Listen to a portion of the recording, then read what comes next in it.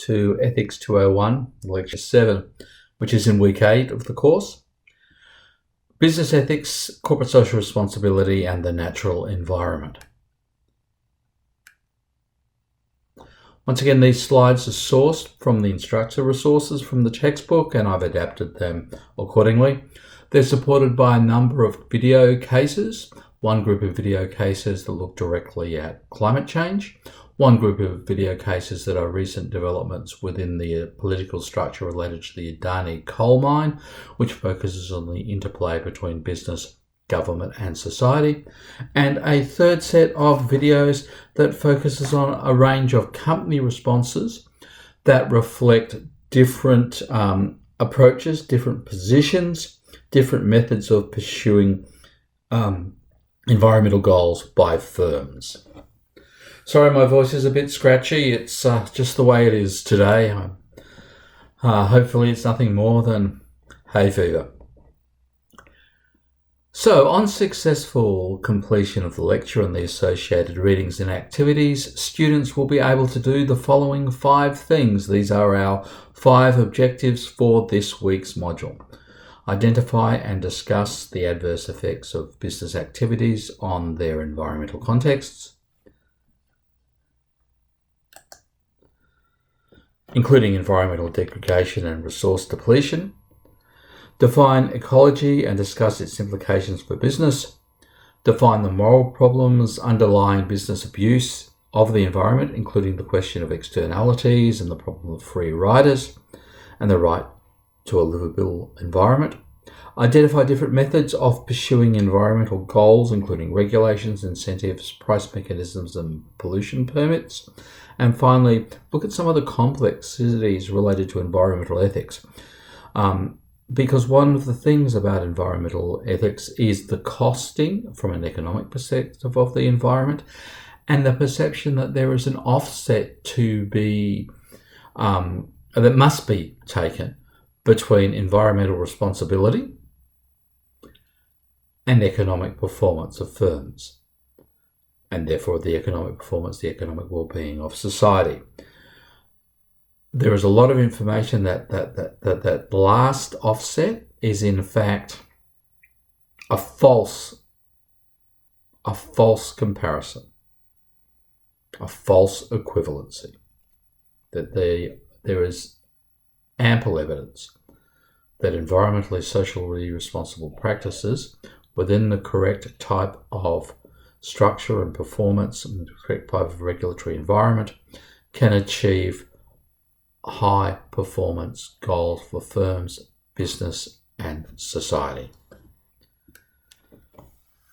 Right, so looking at the first objective, identify and discuss the adverse effects of business activities on their environmental context, including the degradation and including environmental degradation and resource depletion. So firstly, let's identify what the environment is. And the environment is everything in the ecological world. It's the natural resources, it's rivers, it's lakes, it's air, it's the broader climate. People, humans, have always used the Earth's natural resources for food, for clothing, for shelter.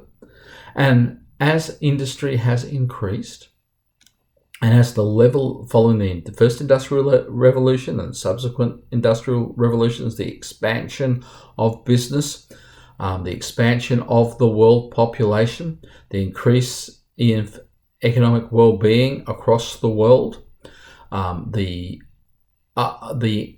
instances of high levels of economic development being pursued over necessarily environmental impacts, what we've seen is that the world's natural resources have been damaged because of industry. Rivers and lakes are dirtier, the air is unclean, forests are disappearing or at least declining in size. Many species of animals and plants have become threatened or have in fact become extinct.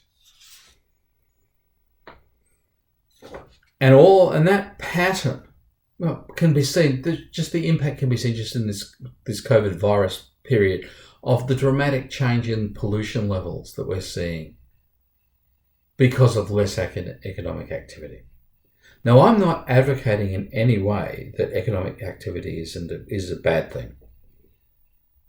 But in this topic this week, we're looking at this balance. Other impacts on the environment have been that half the world's wetlands have disappeared. 80% of grasslands have suffered soil degradation, which means soil erosion. 20% of dry lands are in danger of turning into deserts. And groundwater is largely depleted. That's the artesian basins. The long-standing groundwater has been largely depleted in some countries. It's been impacted on in countries like Australia. And the other way the groundwater is seriously depleted is not the removal of groundwater, but the contamination of groundwater. As you know, I spent 10 years living in Adelaide just recently. Underneath the old Mitsubishi site, there is a plume of contamination based on the use of solvents that were used in vehicle manufacturing, solvents that were commonly used that through the 50s, 60s and 70s and early 80s, the way of disposing of them recommended by the EPA was to pour them on the ground, let them evaporate, because exposure to air and light would break these cancer-causing chemicals down into benign chemicals. The problem with that, however, is that they're heavier than water. They have sunk down through the ground into the artesian water, the groundwater, and there is a plume extending underneath Clovelly Park, Tonsley Park, which is where the Mitsubishi factory was, and that is extended further into parts of Mitchell Park and will eventually reach the ocean, the seaside suburbs of Adelaide. Now, Clovelly Park, Mitchell Park, they've had some houses removed. There's different types of building requirements about sealing the ground to stop vapours coming up. Other areas, it doesn't really have any effect other than the bore water, the artesian water, can no longer be drawn.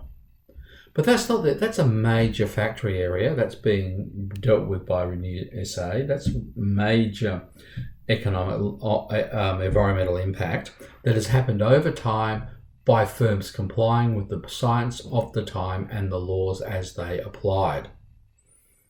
But it's not only that type of pollution that's occurred within these type of groundwater, this type of this type of artesian basin. Different type, and it doesn't require large industries. Every dry cleaner, the larger dry cleaning factories, when the vehicle comes, they collect the dry cleaning from news agents and small shops. They take it, they process it on one side, they bring it out. Same type of chemicals with the same active ingredients have seeped into the groundwater at Glenelg. Glenelg is the equivalent of St Kilda Beach, the St Kilda area, so a beachside suburb, Bondi. Not really the equivalent, but the South Australian version of it. So those type of issues can come about from firms that have been complying with historic regulations and now have moved on. And one of the things about manufacturing firms and modern economies that we have to consider is that in many cases, as manufacturing has declined in Australia or in any developed economy, particularly vehicle manufacturing is the best example I've got at the moment, they leave behind areas that should and need to be redeveloped, which may be covered with years worth of toxic chemicals. Who is responsible for cleaning them up? Who is responsible for cleaning them up? And it ends up being the new owners, which is often the government.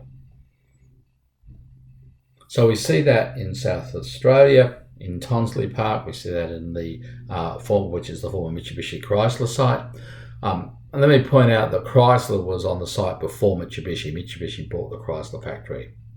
So the pollution isn't just Mitsubishi; it goes back to Chrysler. But we see that in General Motors and issues being raised about General Motors allegedly in the Elizabeth area. I'm assuming that we're going to see the same thing, or at least attempts to mitigate environmental problems and historical environmental problems as we turn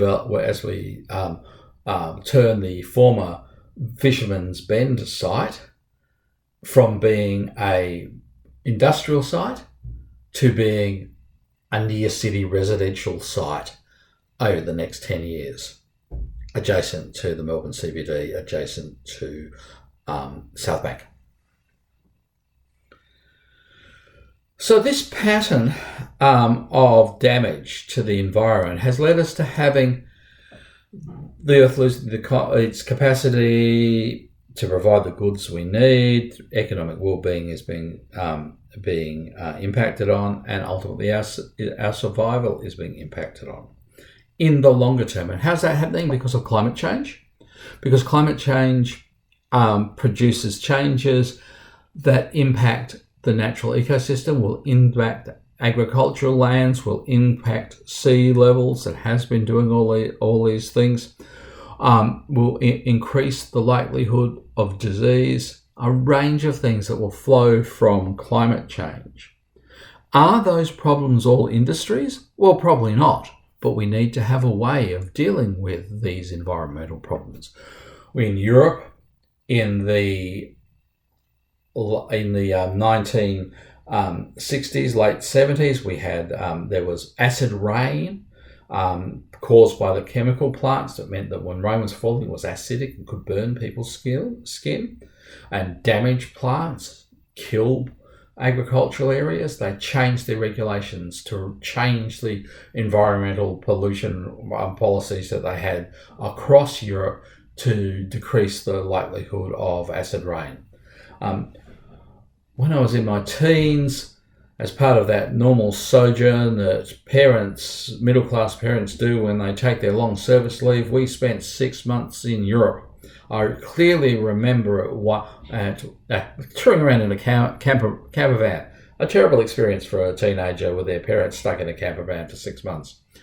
I clearly remember going to a caravan park in this camper van where we were parked, and going to an exhibition. And in that exhibition, we were shown photos, film, like camera film. Some of you will remember camera film before digital photography. Kodak camera film being developed because there was so many, by just the water from the river, because there were so many chemical pollutions in that water. So changes in legislation has dealt with that largely, but not completely. And clearly there are still, particularly in urban areas, there's groundwater issues. I probably wouldn't swim in the Rhine, just like I probably wouldn't swim in the Yarra. In the US, there was changes in Clean Air Act that dealt with particular types of pollution and smog, and in the US, particularly targeting the larger cities like California, like LA, or across the board. In England, the banning of coal-fired heating removed large issues related to the London fog, which the London fogs were in fact just smog. In China, we still see significant PM2.15, PM25 contaminants in the air, which are carcinogenic, but it's across that there's a difference between the toxic pollution that used to exist and just the dirt that is in the air that comes from particularly diesel, but other type of contaminants that are carbon 2.5 micron particles that float in the air. And we've seen the dramatic difference that's happened in the mapping of, I'm sure you've seen this on television, in the mapping of pollution during this COVID-19 period, when there's been a reduction in economic activity and factory production. The solution for many of those things is not a decrease in economic activity, it's an improvement of the treatment of the outputs from that economic activity. Okay. So let's keep looking at some of the issues related to environmental ethics and farming and other areas that impact upon our ecology. So, chemicals used in agriculture can damage the environment. Chemicals used can also cause health concerns for children. Now, you will remember, many of you have come from a country that is economically developing. In the West, there was a large push to stop DDT being used because it has a carcinogenic effect on children. And that led to a ban of the insecticide, DDT. However, DDT was the major insecticide being used in Africa, in India, in South Asia, South America, to protect people against malaria. So we've traded the health benefits to children in the West for an increased death rate of children and adults from malaria in developing nations. There are issues related to allergies that seem to flow from the chemicals or the residual available chemicals used in some types of factory farming in the US. But factory farming causes other problems because a pig farm is basically a pollution hub that produces methane and contaminates groundwater, contaminates the region, because they're basically pigs living in their own manure in a very tight area. Those large-scale factory farms cause this problem. I was watching today, this morning, on MSNBC actually. I was watching some coverage where they were reporting the concerns of pig farmers that they may have to euthanize their pigs. And I found euthanize their pigs a very interesting a marketing position, because they were arguing that we can't slow down this production. What this production does is, once it's started, you can't really stop it, because you have this supply chain of pigs being bred, being fattened, being sold to meat processing plants to be processed. And there's been some breakdown in the meat processing and more broader agricultural processing in America during the period of COVID-19. And they were running the line was that they were really concerned they'd have to euthanize their pigs. Isn't it terrible? We're going to have to euthanize our pigs because we won't be able to sell them off to be processed. So using the term euthanized, which means kill on the farm, but not for money because you won't be able to sell them, to differentiate between kill on the farm, sent off to a factory where they'll be slaughtered to be turned into something for economic benefit. It's the same process. But the underlying process was that factory farming couldn't be stopped, and that the cost margins were so low because of the way farming was being undertaken that they couldn't even deal with what is a stock process, let alone deal with all the environmental and economic issues that surround it. When Australia changed its regulations, has been progressively changing its regulations related to chicken and egg production, moving to free range farming or away from factory farming for chickens. There were calls, there were amazing cries for help for the industry, that they would be destroyed as an industry. But what we're really seeing is that the industry is just shifting to a different form of production. Consumers are willing to pay and a little bit extra to get free range eggs, which they perceive to be healthier. And animals are not having their wings cut off, their claws hobbled and being put into tiny little containers in factory farming. Now, I'm not saying legislation is perfect in that regard. Clearly it's not. There's all this debate about what is free range and what is and how much space you need to be free range, and how much space you really need to be cage free, but we'll worry about that in a different course and a different time. There are issues with genetic farming and biodiversity. These issues hit in three ways. The first way you get that occurs is that the taste of food or the nature of food is being changed because over a period of time it's been bred, particular traits of the food have been bred out to maximize yield. And that maximizing of yield means that there's a range of variants of that plant, variants of that fruit, variants of that vegetable that are no longer there. Secondly, you get monocultural processes where a particular type of farming or a particular type of crop replaces all other crops. We've seen that in wheat and barley in Australia, replacing other crops in particular regions, other plant growth, and which pushes out and decreases the natural plant biodiversity. We've seen the switch with quinoa in particular countries to a replacement of what was initially a locally grown cheap grain but highly nutritious to the population, to factory farming of quinoa, pushing out all other farming opportunities to some places in South America. It also means that we have less with clearance of forests, and we have less range of less biodiversity because of that. The growth of super pests that are resistant to particular chemical and natural insecticides, and the breeding within those factory-produced plants. By factory-produced plants, I mean factory farm-produced plants. Plants meaning like the plants you grow, not the buildings. So they try to build resistant strains. Wheat that's resistant to particular pests, particular bugs, particular plant diseases, particular insects, and so forth.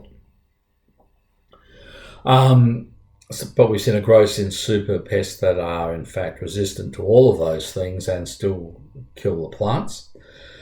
Part of what also is happening, partly because of laboratory-based genetic engineering, and let's be truthful, that breeding plants is genetic engineering full stop. It's just now we can do it more quickly in the laboratory. One of the things that has occurred in large agricultural businesses is they create seeds that produce high-yield plants. That's great. Farmer can make more money. We can feed the world's masses. But those plants that they're growing don't produce viable seeds. You have to go back to the agricultural corporation that's manufacturing the seeds, that's genetically modifying or has bred the seeds in a particular way to be able to grow your next crop. So you're always beholden to agricultural corporations. For seeds, it used to be just for other chemical products, pesticides, fertilizers, but now it's also for seeds.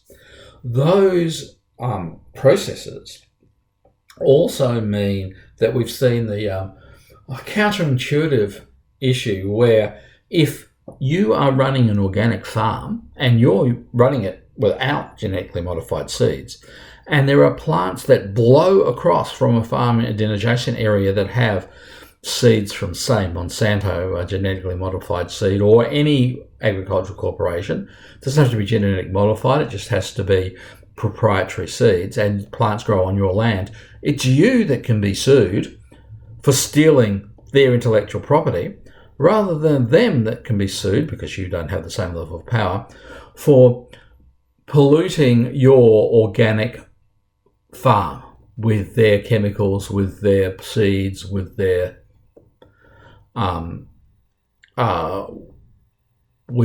other agricultural resources. So we see those things. The volume of water producing some plants, the volume of water needed to, and the the carbon consumed in producing meat is significantly greater than other areas, and in fact the meat and agricultural industry is only second to the motor industry, the vehicle industry, in the production of greenhouse gases, which cause climate change. And one of the reasons we're seeing companies like Beyond Meat appearing, building meat, creating meat in a lab, is because they can argue that it's cheaper and less ecologically damaging. We have a very strong scare campaign being run by agricultural businesses, by the farm lobby, about genetic modification that's led people to believe that genetically modified food may be dangerous. And it may be, but it probably isn't, because every bred plant, every bred animal is a longer term process of genetic modification. So why would GM foods produced in a laboratory position be any more likely to be dangerous than than long-term genetically modified breeding? Large-scale farming also has problems of chemical pollution of lands, waterways and foods, degradation and soil erosion, the loss of seed and animal diversity, energy resources consumed in shipping because we don't buy locally anymore. We buy from longer distances. Why do we have avocados and tropical fruits available at Woolworths in Melbourne all year? Because we ship them from 2,500 kilometres away in far north Queensland. Why can I buy Turkish apricots or American almonds or cranberries in my Woolworths supermarket? Because we ship them from such a long distance. And as we know from other studies in your course, specialising in industry areas enables regions to get a competitive advantage, sustainable competitive advantage in a particular type of production, and that's one of the things that leads us to that export. We've seen a decrease in production of particular agricultural products in Australia, and therefore the change in the crops being grown in Australia that were crops that would normally be canned, tomatoes for example, baked beans, soybeans, to New Zealand because labour costs are cheaper in New Zealand, production costs are about the same for the plants, for the agribusiness, and because there's no tariffs and no restrictions between Australia and New Zealand, it's cheaper for companies like, say, Heinz to manufacture there than it is to manufacture here.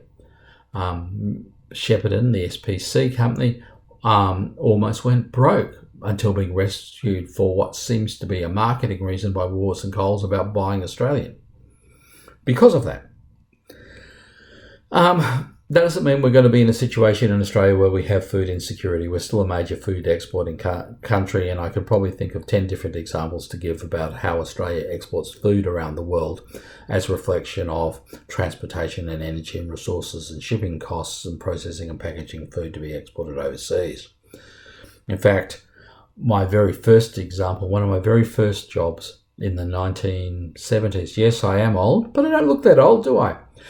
In the 1970s, we did a series of research and marketing processes for a Japanese company based in South Australia that was exporting party pies, fresh party pies by air, chilled from South Australia to Japan, because they could charge an enormous premium. And it was cheap enough, the premium they could charge in Japan for Balfour's party pies was greatly exceeded the cost of putting them on a plane and shipping them overseas. And part of that was offset by the fact that from Japan, which has a large roses exporting business, the plane would come in with its cargo half full of roses and then go out half full of chilled meat products, including party pies, shipped 7,000 or 8,000 kilometres by plane overnight. All these things related to large-scale farming produce a range of health concerns. Now, I've got, in relation to this, I've put some videos about the stances, the responses by some large-scale farming companies to these issues, some large-scale processing companies to these issues. But when you look at those responses, that's for the third part of the lecture. Just cast your mind back to what we discussed at this point. Waste can pose problems for air and pollution. The fertilizers, nutrients going into the water ecosystem can affect and that will also include not just fertilizers used to produce plants, but the issues I raised about factory farming of, say, pigs, which produces a large amount of waste that goes into the waterways and is not necessarily processed in any way, changing the ecosystem, contaminating the waterways. And in the past, that hasn't been a problem because the amount being produced would be absorbed. But now it's not. Even if we look at Tasmania, where we have trout farming, and supposedly the trout farms are pure and fabulous and fresh, and that's how they're marketed. Trout, salmon, marketed in that way as coming from Tasmania or far away from environmental problems. If you look at the area below where the trout containers,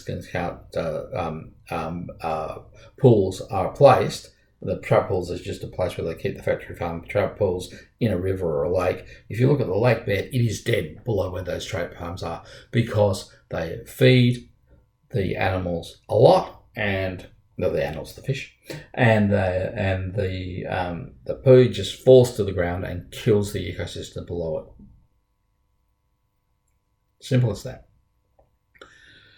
We've also seen in factory farming some scandals, mad cow disease, which arises from cows being fattened on feed that was based on cow waste, processing of waste from abattoirs that created feed for cows. We've seen a range of those type of circular behaviours that have caused health concerns, but there's also the animal waste concern, which had previously in small-scale farming gets absorbed on site, but in large-scale farming doesn't. I should mention too that even in small-scale farming you can find contaminated areas on small-scale farms, but that's largely because of the lack of process and safety used in chemicals, for example, on farms. 70% of the world's water is used for irrigation. Cotton, for example, is the most has the highest level of water consumption of any product in Australia, and there we have the largest cotton farm in the world. That affects available water in the Murray-Darling, which has both environmental effects but also effects on populations further downstream. Only 8% of the water is left for human consumption. About 1 billion people lack access to clean water, and about 2.4 billion have no sanitation. As Australia is largely desert, much of the water is taken from rivers and groundwaters and lakes to grow crops that are unsuitable for the climate. We used to have something called the Goyder line in South Australia. The Goyder line went at a particular point that said where you could grow crops. It was set up in the 1800s by a surveyor called, oddly enough, Goyder.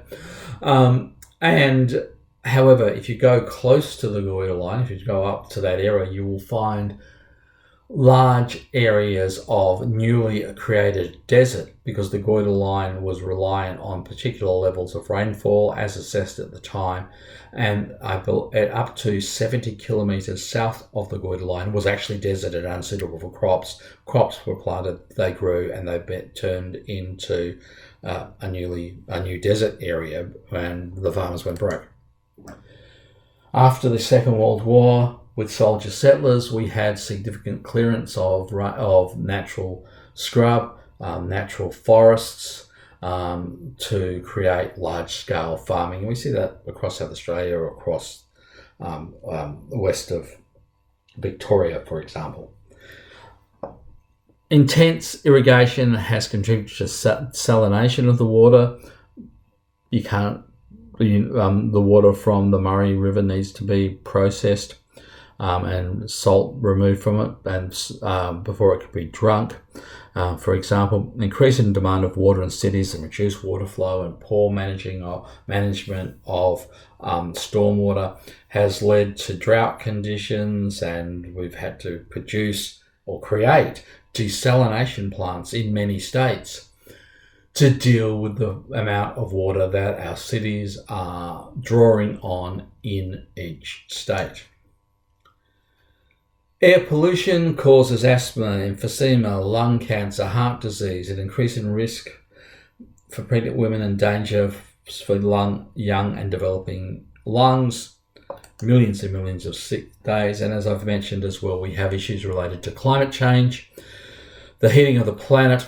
Now, the heating of the planet does not mean that the whole planet is heating in a particular way. What it means is that there are changes in the climate caused by the heating of the planet. So some areas can have more cyclones, more rain, more snow. Some can have less because of the changes of the heating of the planet changes the weather patterns. The Arctic ice sheet is melting, the world's glaciers are melting, and there's a correlation between warmer temperatures and coral disease. The Great Barrier Reef in Queensland, one of the natural wonders of the world, is significantly threatened by this. It's indicated that in the Northern Hemisphere, spring comes on average about a week earlier than in the past, and we've had the hottest days ever consistently over the last 10 or 15 years, despite some evidence that for a couple of years in the 1990s there was some decline. The trend line is what you look at, not just individual data points. One of the suggestions to deal with that is nuclear energy. However, there's concerns about the safe disposal of nuclear waste and uncertainty about the future effects of nuclear waste disposal on the ecosystem and the sustainability of businesses even managing the safe disposal. Nuclear accidents like Chernobyl or 3 Mile Island in America produce contaminated areas of different sizes.